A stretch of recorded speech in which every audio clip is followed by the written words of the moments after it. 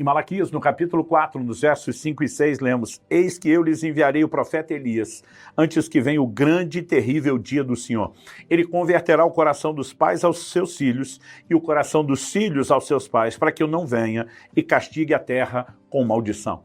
Essa profecia nos fala a respeito de conexão geracional. Deus convertendo o coração dos pais aos seus filhos e dos filhos aos seus pais. O que a Bíblia nos informa é que o estado de vida familiar determina a dimensão de espiritualidade que desfrutamos. Se pais e filhos, gerações estão conectadas, existe bênção. Se pais e filhos, gerações estão desconectadas, a terra é ferida com maldição. Nós precisamos entender a importância, não apenas na vida social, relacional, familiar, mas no plano espiritual da conexão geracional. Esse é o assunto de hoje. Fique comigo e nos próximos minutos nós vamos entender um pouco melhor esses princípios.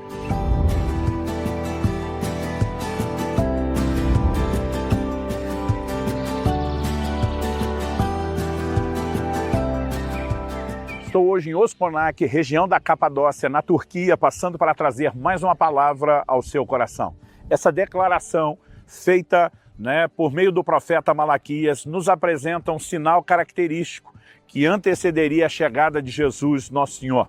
Mas a Bíblia nos mostra muitas profecias que tiveram cumprimento e que terão cumprimento replicado antes do regresso de Nosso Senhor, como diz Atos capítulo 3, verso 21.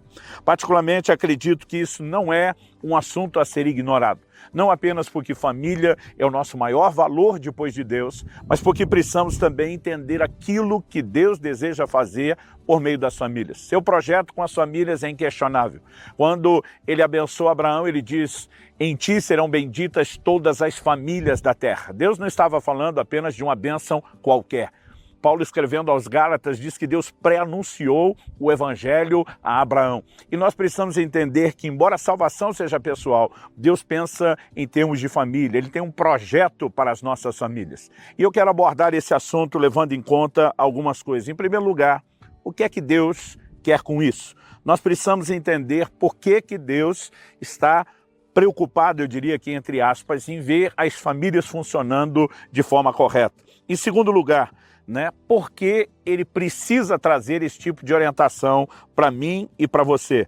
Em terceiro e último lugar, de maneira mais prática, eu quero destacar a necessidade de interação com Deus, ou seja, a parte dele e a nossa, nesse processo de vivemos conexão geracional. Então, em primeiro lugar, enfatizando o que Deus quer com isso. O reino de Deus é um projeto multigeracional. No livro de Hebreus, nós vemos que os patriarcas morreram na fé, saudando de longe as promessas. Eles sabiam que não viveriam isso na sua plenitude no seu tempo. Em Gênesis 18, 19, Deus fala a respeito de Abraão, dizendo: porque eu o escolhi, para que ele ordene a sua casa e os seus filhos depois dele, a guardarem o caminho do Senhor, a praticarem a justiça e o juízo. Cada nova geração precisava da mesma instrução. O próprio rito cerimonial que Deus estabeleceu da circuncisão não pode ser ignorado. O pai tinha a responsabilidade de circuncidar o seu filho, a próxima geração, ou seja, colocar nele a mesma marca da aliança que ele mesmo carregava. E não apenas isso, o lugar escolhido por Deus para colocar esse sinal de aliança, que era inclusive uma aliança com derramamento de sangue, que para os povos antigos do Oriente tinha um caráter de compromisso muito sério, muito alto.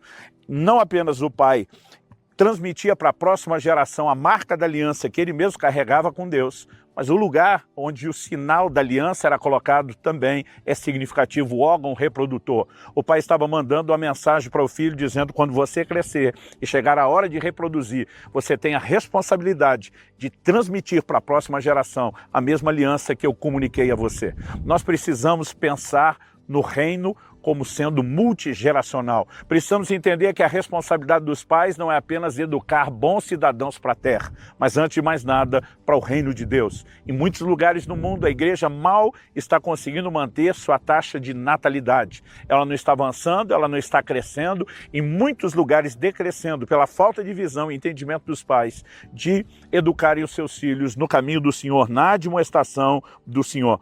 Então, em primeiro lugar, precisamos compreender que os pais são agentes primários de evangelismo e discipulado dos seus filhos. Essa responsabilidade talvez seja o cerne da mensagem. Em segundo lugar, nós precisamos nos questionar por que é que Deus traz orientação a respeito do assunto, porque não é algo espontâneo. Por exemplo, em Efésios, no capítulo 6, dos versos 1 a 3, uma orientação à igreja do Novo Testamento, a igreja composta de gentios convertidos na Ásia. O apóstolo Paulo diz: filhos, obedeçam aos seus pais no Senhor, pois isso é justo. Honre o seu pai e a sua mãe, que é o primeiro mandamento com promessa, para que tudo corra bem com você e você tenha uma longa vida sobre a terra. Aqui ele está fazendo menção de um dos 10 mandamentos. E é importante que eu e você entendamos que se os filhos honrarem os pais fosse algo meramente espontâneo, automático, não haveria necessidade de uma ordenança, de uma instrução. Nós precisamos compreender que há uma inclinação natural à desonra. E muitas vezes nós não paramos para pensar por quê.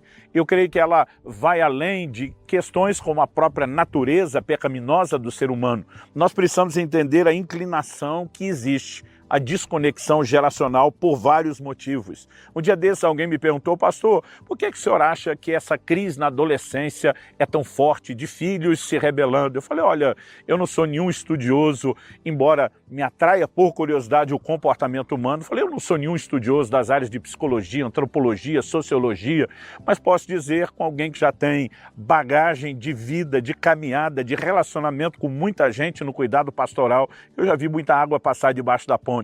E nas nossas observações, eu falei para essa pessoa, algo que me chama a atenção é o fato de que os filhos, enquanto pequenos, eles admiram os pais porque eles têm uma expectativa em relação aos seus pais muito alta. É quase como se os pais tivessem superpoderes. Eu lembro, essa era exatamente a forma como eu olhava para os meus pais.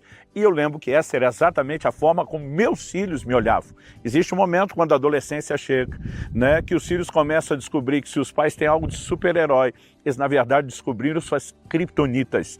Algumas crises para as quais eles não foram preparados. E acredito que nós precisamos ser intencionais na criação dos nossos filhos. A outra é a questão que apimenta essa dificuldade dessa relação, e quando falamos de conexão geracional, diz respeito às diferenças de maturidade.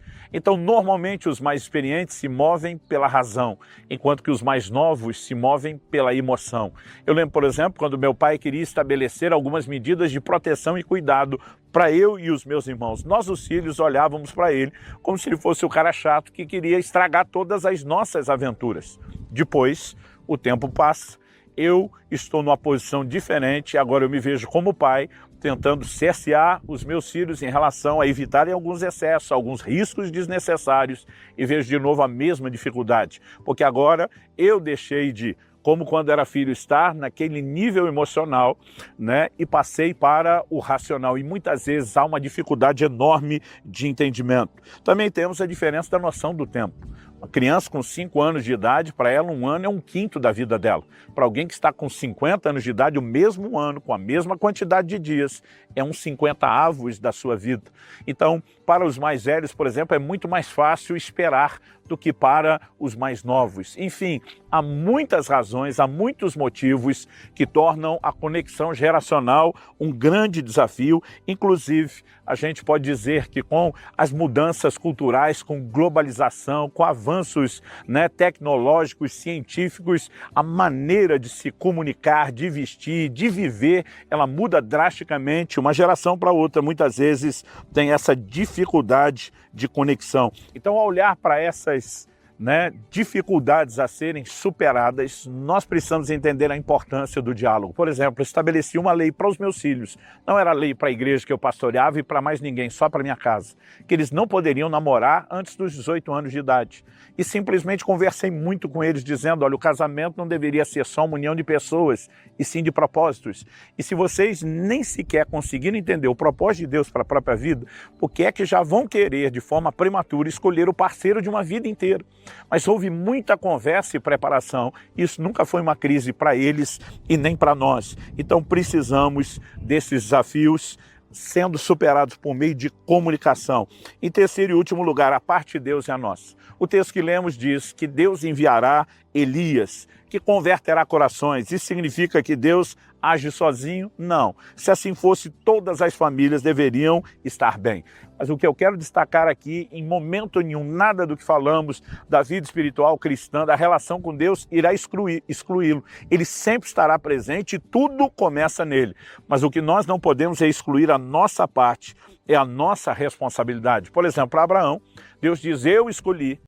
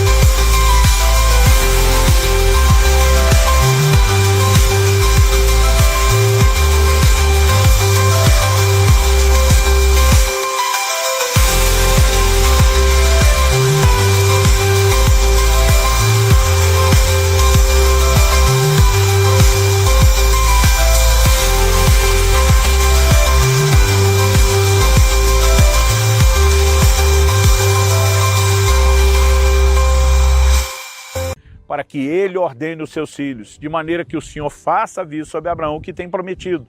Deus estaria agindo por trás de tudo, mas para que a sua palavra se cumprisse, Abraão teria que fazer a parte dele. Então, obviamente, Deus fará a sua própria parte, mas nós precisamos interagir e corresponder com ele. E aqui, pais precisam entender a importância de orientar seus filhos.